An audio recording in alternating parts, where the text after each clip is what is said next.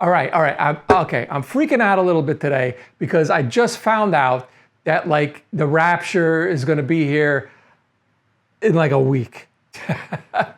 What if I told you that in Jesus' most mysterious phrase, no one knows the day or the hour, he wasn't hiding his return, but he was actually pointing us to it, right? What if the opposite is actually true? Okay?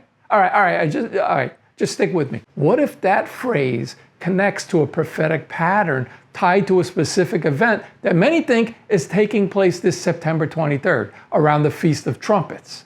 And stay with me on this, because what I'm about to show you can just change your life forever. And you got like about a week to enjoy it. Every year around the Feast of Trumpets, the prophecy community starts buzzing with rapture predictions. And they're always wrong, right? But here's the thing.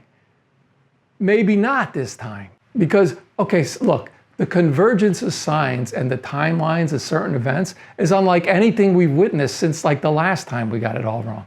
And that's why so many of us believe this year could be different, even though it's basically the same thing, because of how the timing of events seems to converge, which they always seem to do, but this time they really seem to. You know what I'm saying? Like you see what I'm doing? All right, so in Leviticus 23, God gave Israel 7 feasts. 7, now that's a holy number, 7. It's like God's favorite number, unless it's 12 or 6 or 3 or 40. Anyway, it's one of God's favorite numbers. So these 7 feasts were celebrations, but also they're prophetic markers of God's redemptive plan. And Jesus already fulfilled the first 4. Okay, so first was Passover. So Jesus was crucified on Passover, unless you read the wrong gospel. I mean, ignore John's gospel because he gets it wrong. He wasn't in a good headspace that day. I don't know, maybe he had too much Manischewitz. The point is that the lambs and the blood and Jesus and Passover, it's like, it's all connected, it's all the same thing, okay? And it's important for some reason. Okay, next, then comes the Feast of Unleavened Bread, because let's face it, who knows how to party like the Jews, right? I mean, and that's about eating bread without yeast for like a whole week. But also, it's about Jesus' sinless body lying in the tomb for a couple of days for some reason. I haven't figured that one out completely yet either, but it connects, okay? So Jesus was dead for 3 days-ish during a 7-day festival, which kind of lines up. All right, maybe you don't see where this is going, but it gets better. Just hold on a second. Because Jesus rose on the Feast of First Fruits, which is a harvest celebration. Kind of the opposite of Easter, I know, because Easter is about new life in the spring, and the harvest happens in the fall when everything dies. But it's close enough. Anyway, it's something about offering the first harvested grain to God, along with, more lamb and wine, because why would God just want a bunch of grain, So grain and Jesus, it totally tracks, okay? Trust me. Now, then see, okay, and then there's the Feast of Weeks, or what Christians call the Pentecost. That's when the barley harvest ends and when the harvest of wheat begins. And it still connects because grain equals Jesus. See, that's the time the Holy Spirit came down and possessed the early believers, making the first church, because it's a spiritual harvest. You see, God's big into symbolism like that, and it comes with a nice meal, so why not? The point is, each of these events lined up exactly with the feast days, as long as you ignore like a lot of the details and you squint just right. So that leaves 3 feasts remaining: trumpets, atonement, and tabernacles. We're going to talk about the Feast of Trumpets today, because that's the important one. It's also known as Rosh Hashanah, the Jewish New Year. It falls on the first day of the 7th month, which is the day of the new moon. In ancient times, before they had standardized lunar calendars, they had to rely on sighting the first crescent moon, like just looking at it. But sometimes it was cloudy and they couldn't always see it. So they would celebrate it over a few days just to kind of hedge their bet, Ancient rabbis even called it the day and hour no one knows. I mean, does that sound familiar or what? Look, I added the hour part, to make it more dramatic, but goosebumps, am I right? But see, it's also about blasting trumpets. And Paul says the rapture happens with a trumpet. I mean, that's not a coincidence. Is that a coincidence? I don't think so. Because everybody knows there can be no other reason to really play a trumpet. That's why Miles Davis really only gigged on Rosh Hashanah. Not a lot of people know that. When Jesus said the words, "That day or hour no one knows, not even the angels in heaven, nor the Son, but only the Father." Okay, I know Jesus is also technically God, so that doesn't seem to make a whole lot of sense.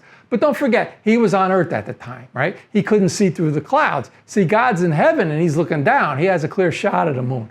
And the angels, well, they famously don't pay attention, which is like a whole other problem that they're having up in heaven right now. I mean, we don't have time to get into that. So God is the only one who knows, right? Jesus, not so much, unless the sky was going to be clear that night, but he's not a weatherman, right? So, I mean, so when Jesus said that, he may have been pointing directly to this feast.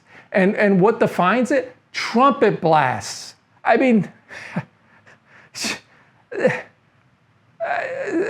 okay, so why 2025? Well, that's easy. All we need to do is some simple math. So if you're a mathematician watching this right now, or someone who can, add, you might just want to go into the other room for the next couple of minutes. So the Essenes, the Dead Sea Scroll folks, they had a calendar and a concept of Jubilee every 50 years. And they believed history itself unfolds in Jubilee cycles with major prophetic events tied to each one. So 2025 is a Jubilee year, even though it's not divisible by 50. But let's not worry about that because it's easily fixed just by making up a date that does fit. So Jesus was crucified in AD 32. Now, most Bible scholars will say that he was more likely crucified in AD 30, but they're obviously wrong because the rapture would have already happened, and it clearly didn't, and the math just works better with 32 anyway. So let's just go with that, all right? Now, in Hosea 6:2, it clearly says, after 2 days, he will revive us. On the third day, he will restore us, that we may live in his presence. That's obviously not meant to be taken literally, because if it was, the rapture would have happened like right after the resurrection, and that clearly didn't happen. But the Bible tells us that to God, a day equals 1,000 years for some reason. I don't know. Maybe heaven's like close to the event horizon of a massive black hole or something. The point is, clearly we should multiply that timeline by 1,000 years. So 2 days is really 2,000 years. And then you add 32, and that gives us 2032. Now, tribulation lasts for 7 years, right? And in this case, a year is just a regular year. So remember, for God, a year is just one of our years, but a day is really 1,000 of our years. You got it? Okay. Remember, it's holy, so it doesn't always act in accordance with, basic logic.